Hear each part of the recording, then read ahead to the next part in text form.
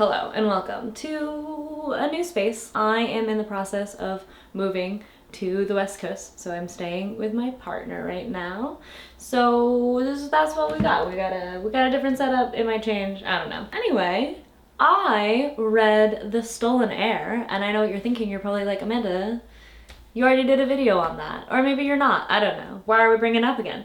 Well, because apparently there are two stolen heirs. So when I was looking up information on Goodreads and Instagrams, I kept coming across this other book that was also called The Stolen Heir, and I found out it was on Kindle Unlimited, so I was like, well, I gotta read it now. Welcome to the review of The Stolen Heir Part 2. This is a mafia romance that takes place in Chicago, which is really fun because I used to live in Chicago. It is about this girl, her name is Clara. She is a part of the Irish mafia, I guess, and she's like the baby. Like everyone else does mafia business and all she does is dance and be wild and free. And then there's this other dude whose name is Miko, and he is part of the Polish mafia. Who knew there were so many mafias in Chicago? He is part of the Polish mafia. He wants to seek revenge on the Irish mafia because I think they killed his sister, or someone killed him. Someone killed his sister, and then someone killed someone else that he was very close to. So he's decided he's going to seek revenge on them. And one day he sees Clara dancing in the club that he owns, and he's like, this is how I'm gonna seek my revenge. I'm gonna kidnap Clara. I'm gonna hide her in a place that no one's ever gonna find her. It's gonna be so hard to find it. They'll search for the rest of their days and they'll never find it. And that'll be my revenge. That's basically his whole plan, is just to hide her and then for the rest of time or something. I don't know. There's no talk of ransom or anything like that. He just wants to hide her forever because it would destroy their family or something. So that's his evil plot. So he kidnaps Clara and he puts her in this mansion and he's like, you're here now, stay here, mama. It's very much like both a Beauty and the Beast and a West Side Stories combo, you know, because she's trapped in this house with this grumpy man who has no feelings because he's a beast, and she teaches him how to love again. She teaches him how to care. But anyway, so she is now in this house and she becomes besties with the housekeeper who cooks her food, and the housekeeper kind of helps her learn Polish. She also learns it from a children's book. So she'll be able to hear and understand what Miko and the gang is talking about, which is cool. And then she converts an old room, because there are so many rooms in this house. She converts an old room into kind of a ballet studio, because in the beginning she was choreographing parts of a dance for her ballet company and didn't get credit, so she decided that she would just choreograph her own ballet, since she's got all the time in the world now. And Miko walks in on her practicing ballet and he's just so moved by how beautiful she goes around the room and dances, and she's just so moving and touching, and his little heart grows a size. It's truly moving. And she's always like, oh, I'm not even that good of a dancer, me, but obviously she's the best dancer to ever grace the stage, you know? It's kind of that vibe. So anyway, they start to not hate each other, and they're kind of becoming friends-ish. Every time they brush hands, they're like, oh my God, I've never felt that spark with anyone. Ugh. And then one day she's looking at his tattoos and she's like, oh, this rose is from the Little Prince, and this is from Alice in Wonderland, and da da da da. And Miko is like, how dare you? How did you even know that that's what that was? I made these tattoos look so badass. How could you have guessed it was the Little Prince? She's seeing into my soul. This is not good. I'm falling in love with the woman. And then, I don't know, 3 pages later, they bone. Hi, hello, it's Editing Amanda, and I completely forgot this whole scene in the book that's honestly very crucial. So at one point, so she's learned Polish from the housekeeper in this child's book that she's been reading, right? And so she kind of speaks Polish now, apparently.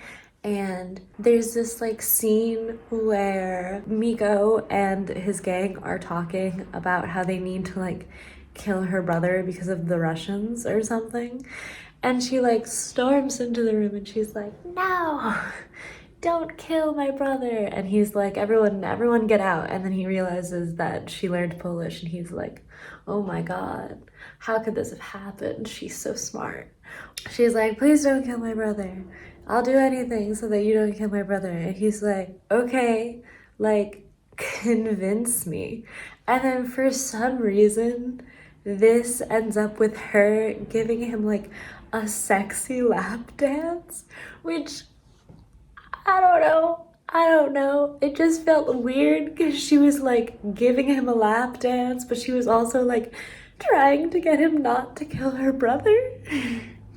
So that was just a weird decision, dare I say it. But that's like how the romance, like the boning, the whole like dynamic starts. But I just wanted to add that little bit. So that's how like they actually first start like becoming an item, is because he threatened he was gonna kill her brother because of the Russians, and she gave him a lap dance. And there was also a picture, obviously, in the book of this lap dance, which did make me uncomfortable. But anyway, that's all Editing Amanda has for you. I just thought that should go in there because I feel like it's kind of crucial to the plot. So sorry that I forgot it. Anyway. And then like halfway through, there's like a Russian mafia, which again, so many mafias. I didn't know there were this many mafias in Chicago. There are so many mafias. So the Russian mafia is like involved or something because they also want to do revenge on the Irish mafia. And then she finds out that like he might have killed one of her relatives because they're in like a mafia war, whatever. And she's like, actually, I hate you, wah! And then he decides to like set her free because he's in love with her. And then like she's back home for like 2 days and she's like, actually, I should go back to him because I love him. And then they like get married and live happily ever after. Basically, that's the plot of the book, right? Was it good? No, it wasn't bad, you know. It was very Kindle Unlimited romance, you know, like the plot vague. It was fine. It wasn't awful. I've read worse in my time. So like I didn't hate it.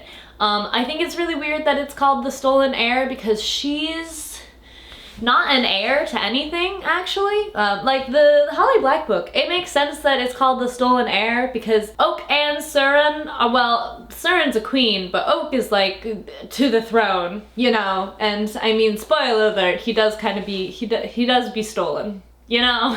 I guess in that way, you know, they've kind of got similar plots because like they both get trapped in a cage by someone that they're probably gonna fall in love with by the end. So like, I guess in that sense, they're the same book. The Stolen Heir, the mafia romance, I don't know, it was fine. I think the main thing that annoyed me the most is she kept putting illustrations in it.